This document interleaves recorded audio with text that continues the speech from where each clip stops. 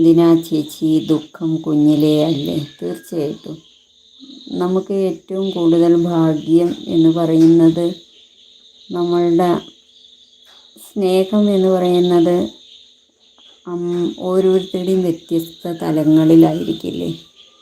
അമ്മ എന്ന് പറയുമ്പോൾ ആ ഒരു സ്നേഹം വേറെ, അച്ഛൻ്റെ സ്നേഹം എന്ന് പറയുന്നത് കൂടുതലും കരുതലും സംരക്ഷണവും ആയിരിക്കും. അങ്ങനെയായിരിക്കും അച്ഛൻ്റെ ഒരു സ്നേഹം എന്ന് പറയുന്നത്. ആ കരുതലും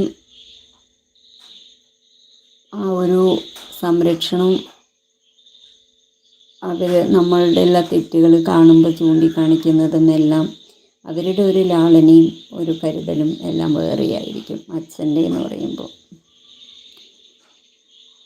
പക്ഷേ എല്ലാവർക്കും എല്ലാം ഒരുമിച്ച് കിട്ടില്ലല്ലോ. അതേ അമ്മ കഷ്ടപ്പെട്ട്